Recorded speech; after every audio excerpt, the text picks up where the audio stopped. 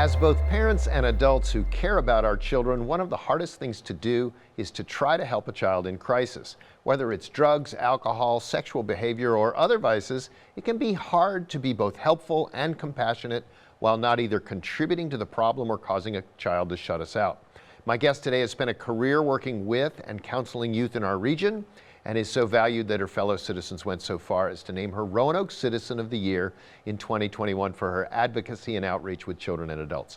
Dr. Cheri Harman is the Grant Project Director at Carilion Clinic Department of Psychiatry and Behavioral Health, but that title doesn't do justice to all she does, and I'm thrilled to be in conversation with you, Cheri. Thanks for coming in today. Thank you, Tom. That opening statement was so well put, very well said. It's certainly the hardest thing we do is raise our children and try to achieve that balance. Yeah, I know that you have been involved in this work for a long time, and you and I have known each other a little bit for a long time.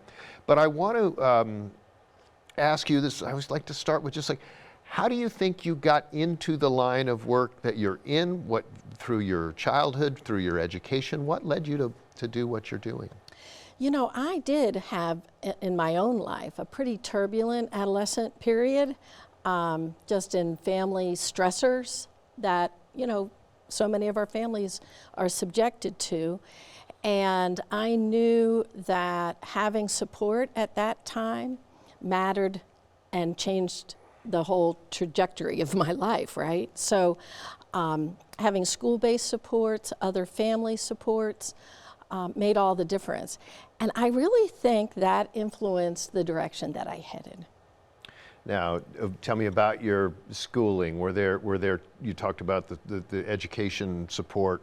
Were there certain teachers or people in school when you were a kid that had an impact on you? Yes, absolutely. I bet we all can think of that teacher, right, who saw something in us and believed in us. And, you know, that is what I would really urge people to do today when we talk about raising our children, not just raising them in our families, but raising them in our community, that we all look for a role that we can play to notice what's great about a kid and to zero in on that and help that child realize what strengths they have to offer. I think that's so important because often when we're faced with a bad behavior, we focus so much on let's fix that behavior and not what is really remarkable about that person. Exactly, and that's what can really heal the situation, is zeroing in on those strengths and being strength-based in our approach. Of course, as parents, you know, we're right there wrestling with the kids, you know, on a daily basis, seeing, you know, the good, the bad, and the ugly, all of it mixed together. I think that sometimes, certainly as grandparents, you know, it's easier to play that role of being the affirmation person in somebody's life. As a parent, living through the thick and thin is harder. You know, you are there for, you know, those bumps that can really be painful to watch and to witness. Also, it's humbling, you know, it's distressing. You know, you wonder, how did I contribute to that behavior? You feel like it's a reflection of you, right? Right. So it's the parenting role is the hardest of all. I love that I've now graduated to the grandparenting role. I look forward to that myself. And I know that, like, in my own experience, if one of my children were behaving in a way that was kind of embarrassing to me, I felt like everybody in the community clearly is focusing on what my child has done wrong or what I've done wrong or whatever. And then when you really drill down to it with them, nobody's paying nearly as much attention, are they? Right. And everybody has, you know, so many similar struggles. You know, you look at other families and you think, how come they've got it all together and why am I struggling? You know, what have I done wrong? But, you know, the data tells us that problems are really pervasive. Some of the latest that we've looked at that's really concerning is coming out of the CDC, Center for Disease Control, just issued their report on the last decade of trends. And one thing that just jumps off the page of this report is the huge number of high school students who, on this survey that they give, reported that they are so persistently sad and hopeless, they've been unable to engage in their regular activities for the past 2 weeks. that percent went up to 40%. It's just astronomically higher than we've seen that figure before. And that's true locally. You know, we have some local data that backs that up as well. I mean, even to the level of being suicidal, the numbers of youth saying that they've had suicidal ideation, made suicide attempts, are much higher than before. And there's certain populations that are even more at risk than others. I thought it was interesting that the female high school students have like a 60% rate of reporting this kind of persistent hopelessness. And then if you fall into the category of LGBTQs, that population is much higher than the rest of the population. So we have certain populations that are especially at risk. So I really, go back to that idea that I hope we all look for the role that we can play in our community, to look for the great things that can be encouraged in our youth, because they're doubting themselves. And, I know we don't have enough time here to go into all of the reasons for that, but, I think about what's changed since I was a child in the 70s, right? And I think the pressure on kids is so much higher from parents, from society, from their phones and media. Right. What do you, when we hear, gosh, 40% is a huge number of kids who seem kind of chronically sad and unable to get their work done. What do you think is, what do you think it is? Yeah, it's such a good question, and I wish I could definitively say I know the answer, but one of the influences I do think is social media. And we have to pay attention to what's going on with our kids in social media. So CDC, when it lifts up, what are the most important protective factors for our kids? How can we prevent problems? One of them is parent monitoring and parental engagement. And that includes what's going on their tablets and on their phones. We really need to pay attention to that. It is terrifying what's going on these tablets and phones, including access to drugs. Snapchat, Instagram, they've come under fire because of how easy it is to access illegal drugs. They'll, go to these little phrases they use, hashtags, access pills that will get mailed to them and could be laced with fentanyl. One of the other alarming statistics is the data on overdoses. And I hate to say this and report this, but the reality is that overdoses have gone a bit down in 2022 in the last half, except for among 15 to 19-year-olds. That rate of overdose visits has spiked up 45%. And you're probably reading in the news, kids who are losing their lives because of overdoses on, unsuspecting influence of fentanyl in a pill they got off the street. So we can't have enough eyes on our kids right now. And it's not just about monitoring them. It's not like policing them. It's as much just being engaged and finding ways for the family to be engaged together. You don't want them to have a lot of time with their tablets and phones alone, away from you. You really want to be engaged as a family. Hopefully engaged in some kind of joyful activities, you don't want it to be and you're under my thumb right now forevermore. It's and I'll have teenagers say, I'll ask them, how would you like to spend more time with your dad or mom? And they'll say, just play a game of cards with me, just be there, present with because me. and we can talk about how the kids are on their phones all the time. So are we, right? I mean, I've got to say, I get that report from Apple every week of my screen time, and I just can't even look at it anymore. So I'm like, how did I? Part of it is I work in the media and I spend a lot of time doing things for work, but that doesn't include all the time that I spend while watching TV and also on my phone at the same time. Right. So. Yeah. So, having meals together where you actually prohibit cell phones, to be looked at by anybody around the table, that's an important influence. There is the evidence of, too much screen time affecting the brain, thinning out the cortex, they say, and, these harmful effects of being on screens too much. Also deterring the ability to feel confident in social interactions. And so we need to lift up those chances for kids to develop their skills, to socialize, but especially to don't forget to be engaged with them. You know, I think we get this mythical idea like they don't want to be with us, because, you know, we get that vibe, right? But actually, if we reach out and find ways that we can enjoy time together, the kids actually do still want to spend time with parents typically through their teenage years and into young adulthood too. Right. One of the reasons I asked you to come today is that we are working on some things with the Virginia Department of Education on sort of vice issues that are happening with kids, and specifically opioids, and you addressed that a little bit with the fentanyl, but I want to ask you sort of some questions that I hope we can get some answers to, that just are kind of things that parents might be able to pull out and use as they go forward. So first of all, when it comes to opioids, fentanyl, prescription drugs, heroin, what are the big things that you think parents need to know? You know, what should they be scared about? What should they not be scared about when it comes to that issue? Yeah, so the social media part is something to take very, very seriously. Also, get any unused medications out of your medicine cabinet. When they surveyed kids, where are you most likely to get pills from, it is the home medicine cabinet. So we have to take advantage of these take-back days or pharmacies that allow you to return unused medicine. So you want to do that because availability is a powerful driver of use. So we want to make sure about that. The other thing is having conversations.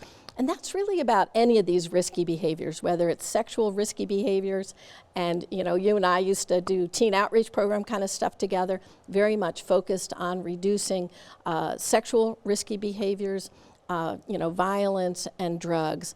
You want to be what they call the askable parent. You want to be available to have conversations with your kids and make it clear what you know about the risks, and share them with your children. Study it together. Maybe you don't know it, but go to those websites that are knowledgeable, like NIDA, the official websites, and let kids know the difference between what's out there on the media that's just selling and what's out there on the media that's science-based. And have those conversations, and make sure that you let the kids talk as much as you want to be in listening mode. In many cases, they are as expert.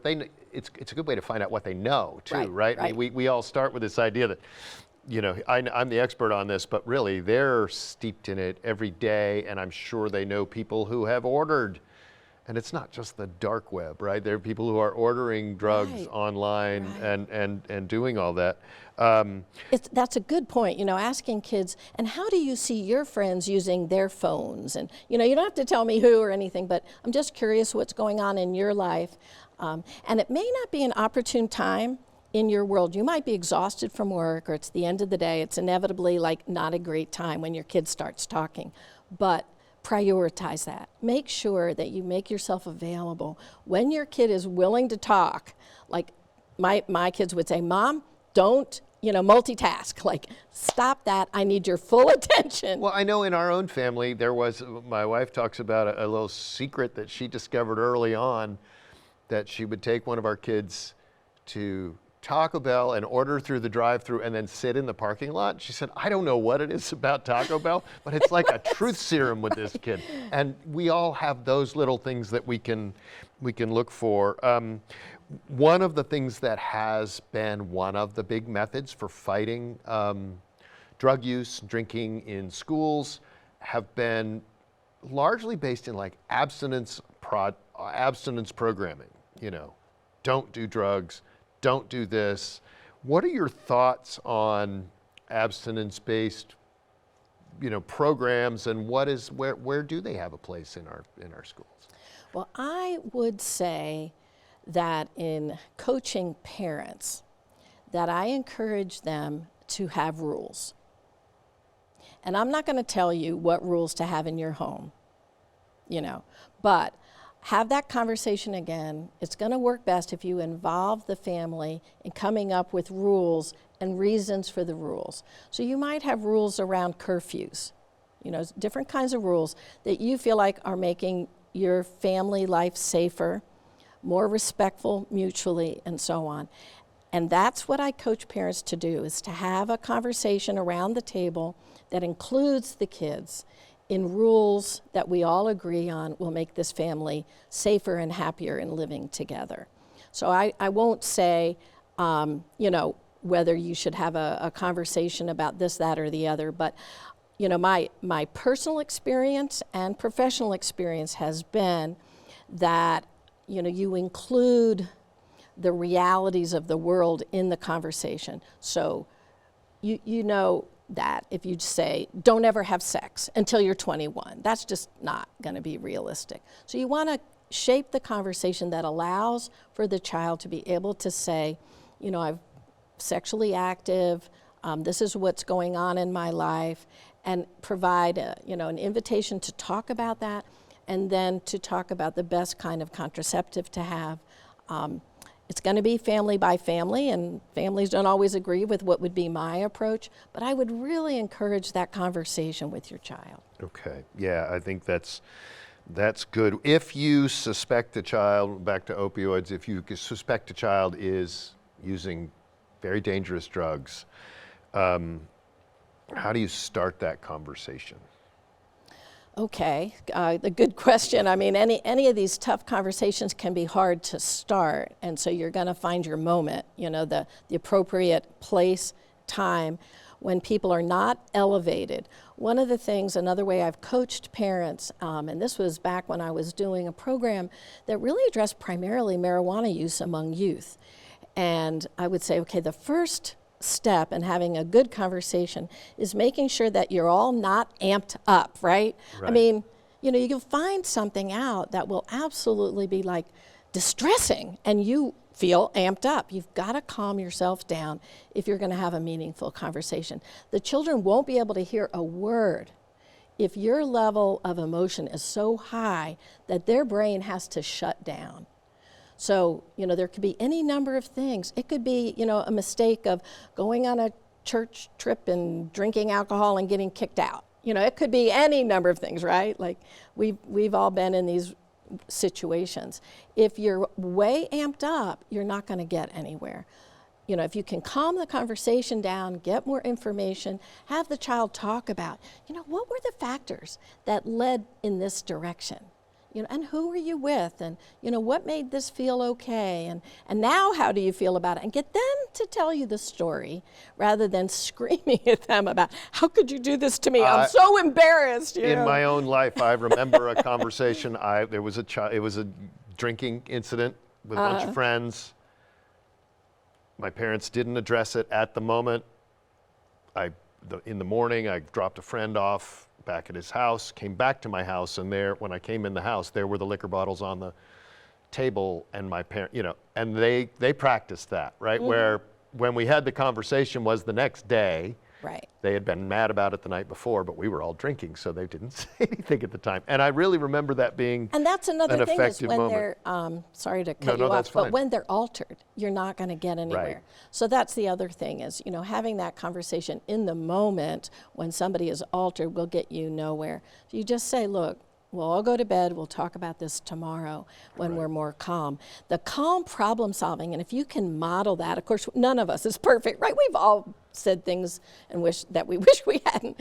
But, if we can model calm problem solving and turn the crisis into something we can jointly problem solve and model how you can identify a problem, figure out possible solutions together, they've got a life skill that's going to hold them in good stead, their whole lives. Yeah. When we talk about opioids, what do you counsel parents who come to you and they are in a full crisis? This isn't they just notice something happening, but they've got a child with a substance use disorder. Are there some treatments that appear to be more effective than others? And you know the science on this as well as anybody. Yeah, one thing, my primary message, one, is treatment works. There's treatment out there. When Beth published her Dope Sick book, there were churches all over this valley that wanted more information about how could this happen. And I had parents come up afterwards when Dave and I did talks on it, confessing or admitting that they've got this situation at home. And number one, I wanted to say treatment works. You can get help for your young adult child or your teenage child, it is out there. And actually there's quite an array of treatment clinics now that didn't used to be available. So that's one thing to hold on to. Get people into the help they need.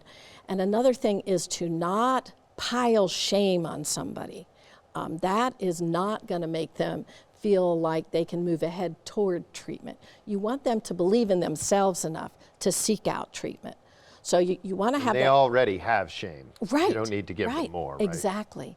So, just having confidence that I know you've gotten through other stuff before, you can get through this too, and we'll go for the right kind of help, to get you where we want to go. That's specifically for opioid use disorder, we do happen to have a medication that works like remarkably well. There's actually a couple. With the younger kids, we're more like we've used naltrexone, which is like a complete blocker. So what it does is it calms the cravings. These cravings are hard to explain, but they're like these biochemically driven urges, and that are very, very hard to not act upon. The naltrexone will calm that down and block any opioid that's taken. And for young people, that's a very viable option. You can get a shot for a month, and I always believe you have to combine it with counseling. Of course. You want to deal with the underlying issues. A lot of times there's been trauma that's not been dealt with. I want to say that like as many times as I can, is make sure you get help for somebody that's been through trauma, because that has made them susceptible for all kinds of risky behaviors. The other one is buprenorphine, and some people know it as Suboxone. That's the combined product of buprenorphine and naloxone, but it actually is very, very effective for helping the brain reclaim itself. We kind of compare it to insulin for diabetes. It helps your body recalibrate, reclaim itself. You see this person who is suffering from being hijacked by addiction to getting their brains back functioning again.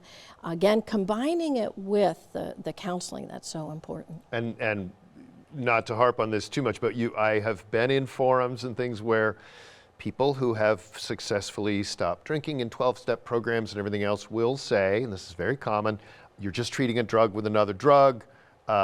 This isn't treatment. This is medicated. This is something else. And how are opioids different than alcohol when it comes to that kind of treatment? Yeah, what I want to say about the drug substitution idea is, that something, a medicine that you're taking, a drug that you're taking that's medically prescribed, if it is enhancing your functioning, it's not that poison that heroin is. I mean, the other opioids, the very strong painkillers, when they are being taken in a way that's misused and that's feeding addiction, your functioning unravels. Your life becomes worse and it falls apart. That's the difference. One is under a doctor's care, it's covered by insurance, it's not going to be laced with fentanyl, for goodness sakes. It's safe, and it's going to help you reclaim your life. Well, and that is something that we all have to remember, that is in this age of fentanyl, and I've heard this so many times, Yeah. There are kids who, a friend gives them what they think is an ADHD medicine or some other pill, but it came from a source that is not a pharmacy, and it's got fentanyl in it. And in the age of fentanyl, you can die with one dose. Right? That's it. Yeah, as they're saying, the campaign is one pill can kill. And, I know too many stories where that happened. That tragedy happens. What do you think about the idea, a lot of health departments and other organizations hand out Narcan, which that's a trade name of a drug that will revive somebody from an overdose. Right, right. Who should have that? I'd be good with everybody. I actually was talking to somebody, a parent of teenagers, and they're very familiar with this because the parent is in the emergency department at Carilion. But she was saying her teenagers want to get trained in Narcan because of what they're seeing happening in their high schools. I think it's as important as CPR training that I got in high school, and I've been trained, and we have it in multiple places in our house, because you don't know if a tradesperson is in your house or one of your child's friends. An overdose can happen absolutely everywhere. We just have a couple minutes left. I want to have you talk for a minute about the importance of peers. Peers are people who are peers, and what is their role in the recovery process? Yeah, I love talking about them. We're really down to just about a minute. A lived experience person, somebody who's been there, who has gotten treatment, is in recovery, and is the face of hope. And when you have somebody like we're doing now in the emergency department who's overdosed and then is paired up with a peer, they are much more likely to seek out treatment, because that face of hope and proof that it can succeed is right there next to them, saying, I'll walk alongside you in this journey. Someone who has been successful in treatment. Yes. Well, we could talk about this for another half hour, but as we close the program, I'd just like to thank my wearer of many hats guest, Dr. Cheri Harman, for taking the time to share what she's learned about helping kids and families in our region. For What It Takes, I'm Tom Landon.